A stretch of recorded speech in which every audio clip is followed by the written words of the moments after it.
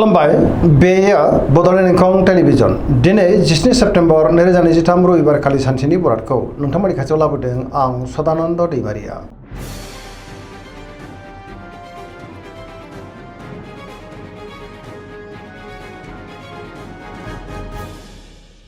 सिगां फरायनो लादों मेष राशि गिबि हांखो अ ल दिनैनि साना जोबोर मोजां गोदान खामानियाव दिनै आखाइ होजेननो हागोन गोसोआ दिनै जोबोर खुसि जागोन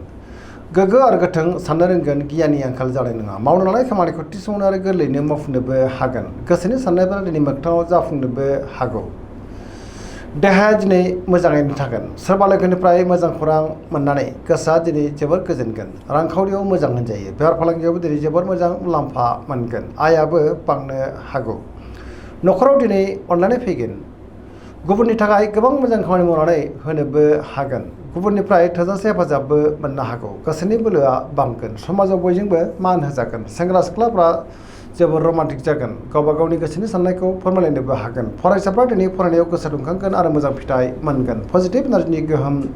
गोग्लैगोन धोरोमारि बिथिङावबो दिनै गोसो दुंखांनो हागौ सरासनस्रायै दिनै सारा जोबोर मोजां आरो मोजाङैनो बारग'लांगोन।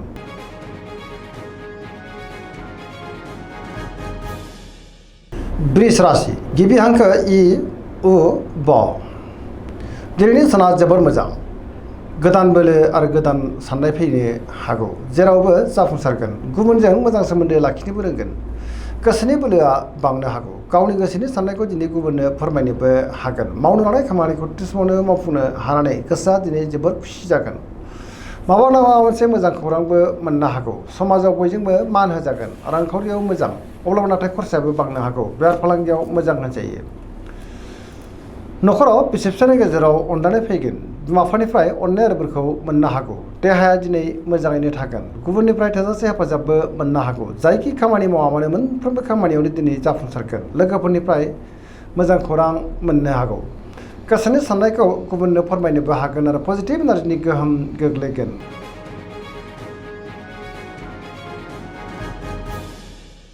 मिथुन राशि गिबि हांखो क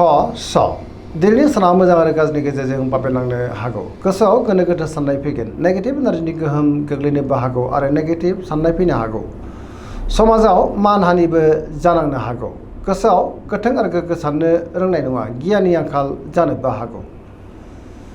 गावखौनो हारसिं मोननोबो हागौ मोनफ्रोमबो बिथिङावनो दिनै सांग्रां जानांगोन गियाननि आंखाल जानो हागौ गोसोआव दिनै गुलाय गुजाय साननाय फैगोन देहाया बारा मोजां थानाय नङा गोबां रोखोमनि देहायारि जेंनाजों मोगा मोगि जानांनोबो हागौ रांखावरियाव मोजां अब्लाबो नाथाय खरसायाबो बांनो हागौ बेफार फालांगियाव मोजां होनजायो न'खराव एना एनिबो फैनो हागौ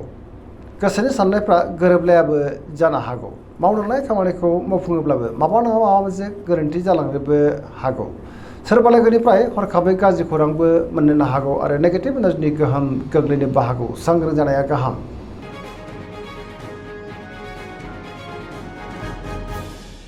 कर्कट राशि गिबि हांखो ड ह दिनैनि साना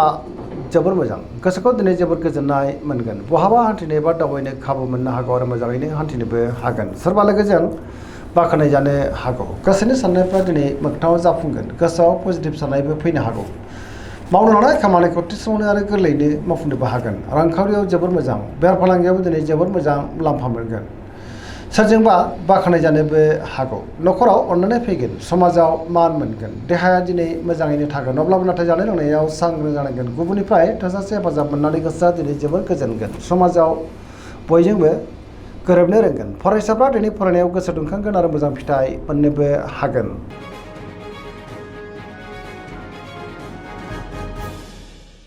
सिंह राशि गिबि हांखो म ट दिनैनि साना मोजां आरो गाज्रि गेजेरजों बाबेलांनो हागौ गोसोनि साननायफ्रा देबोरांनोबो हागौ गुबुननिफ्राय थोजासे हेफाजाब मोननो गोब्राब जानो हागौ गोसोआव दिनै गोनो गोथो साननाय फैगोन मावनो लानाय खामानिखौ मावफुंनो हायोब्लाबो माबा नङा माबा मोनसे गोरोन्थिबो जालांनो हागौ सोरबा लोगोनिफ्राय हरखाबै गाज्रि खौरांबो मोननो हागौ बहाबा दावबायनो एबा हान्थिनो खाबु मोनगोन रांखावरियाव मोजां अब्लाबो नाथाय खरसाया बांगोन बेफार फालांगियावबो मोजां होनजायो गुबुनजों दिनै मोजां सोमोन्दो लाखिनो गोब्राब जानोबो हागौ गोसोनि साननायखौ गुबुननो फोरमायनो गोब्राब जागोन देहाया दिनै मोजाङै थागोन अब्लाबो नाथाय जानाय लोंनायाव सांग्रां जानांगोन आरो नेगेटिभ एनार्जिनि गोहोमबो गोग्लैनो हागौ।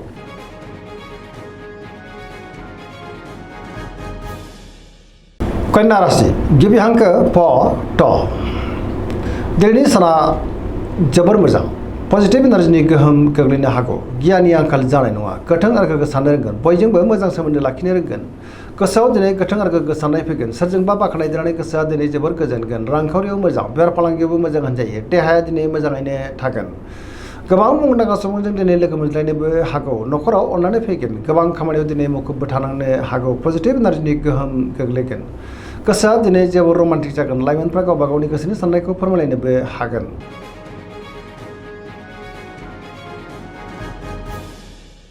तुला राशि गिबि हांखो र ट दिनैनि साना जोबोर मोजां बहाबा दावबायनो एबा हान्थिनो खाबु मोननो हागौ मोजाङैनो हान्थिनोबो हागोन सोरनिबा अननाय आरो अनसायनायखौ दिनै मोननो हागौ गोबां रोखोमनि जेंनाफोरखौ दिनै सुस्रांनो हागोन गियाननि आंखाल जानाय नङा गोथों आरो गोग्गो साननो रोंगोन गोसोनि बोलोआ दिनै बांनो हागौ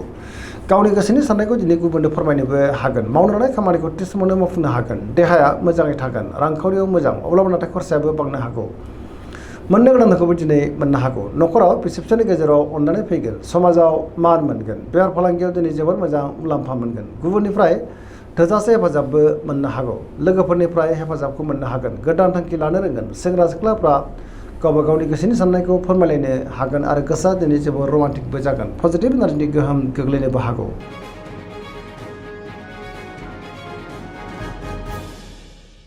वृश्चिक राशि गिबि हांखो न स दिनैनि साना जोबोर मोजां गोसोखौ दिनै जोबोर गोजोननाय मोनगोन बयजोंबो गोरोबनो रोंगोन बहाबा थाङोब्ला दिनै जोबोर मोजां आरो मोजाङैनो हान्थिनोबो हागोन पजिटिभ एनार्जिनि गोहोम गोग्लैगोन गोसोआ दिनै जोबोर खुसि जागोन सोरजोंबा बाख्नायजानोबो हागौ मावनो लानाय खामानिखौ थि समावनो मावफुंनो हागोन गुबुननिफ्राय थोजासे हेफाजाबबो मोननो हागौ गोसोनि साननायफोरा दिनै मोगथाङाव जाफुंनोबो हागौ सोरबा लोगोजों लोगो मोनज्लायनानै गोसोआ दिनै जोबोर गोजोनगोन समाजाव बयजोंबो मान होजागोन न'खराव दिनै अनलायनाय फैगोन रांखावरियाव मोजां अब्लाबो नाथाय खरसायाबो बांनो हागौ बेफार फालांगियाव मोजां होनजायो गोबां मुंदांखा सुबुंजों दिनै लोगो मोनज्लायनोबो हागौ देहाया मोजाङैनो थागोन अब्लाबो नाथाय जानाय लोंनायाव सांग्रां जानांगोन लाइमोनफ्रा जोबोर रमान्टिक जागोन आरो गोसोनि साननायखौ फोरमायलायनोबो हागोन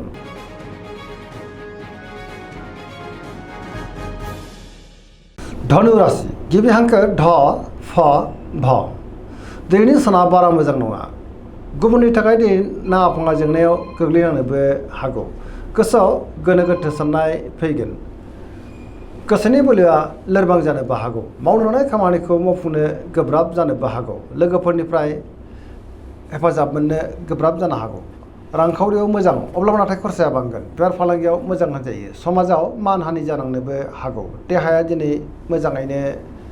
थायोब्लाबो जानाय लोंनायाव सांग्रां जानांगोन न'खराव अननानै फैगोन अब्लाबो नाथाय नेगेटिभ एनार्जिनि गोहोम गोग्लैनोबो हागौ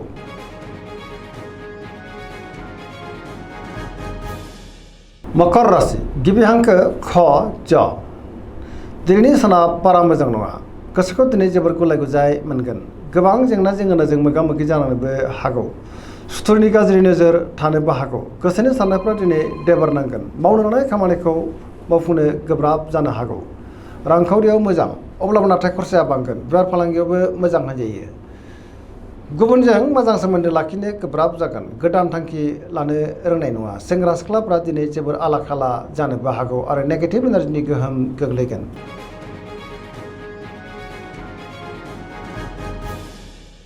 कुम्भ राशि गिबि हांखो ग स दिनैनि साना मोजां आरो गाज्रि गेजेरजों बाबेलांनो हागौ गोसोनि साननायफ्रा देबार नांनोबो हागौ गुबुननि थाखाय दिनै नाङा फाङा जेंनायाव गोग्लैनांनोबो हागौ समाजाव लोगो लेवानि आंखालबो जानो हागौ सोरजोंबा रायखोमा जानोबो हागौ गोसोनि साननायफ्रा देबार नांगोन मावनो लानाय खामानिखौ थि समावनो मावफुंनो हागोन अब्लाबो नाथाय माबा नङा माबा मोनसे गोरोन्थिबो जालांनो हागौ सोरबा लोगोनिफ्राय हरखाबै गाज्रि खौरांबो फैनो हागौ गोबां मुंदांखा सुबुंजों दिनै लोगो मोनलायगोन रांखावरियाव बारा मोजां नङा नाङा फाङा खरसाया बांगोन देहाया मोजाङैनो थागोन अब्लाबो नाथाय जानाय लोंनायाव सांग्रां जानांगोन गुबुननिफ्राय हेफाजाब मोननो गोब्राब जानो हागौ बिमा बिफानि अननाय आदरखौ नाथाय मोननो हागोन अब्लाबो नाथाय नेगेटिभ एनार्जिनि गोहोमबो गोग्लैनो हागौ सांग्रां जानाया गाहाम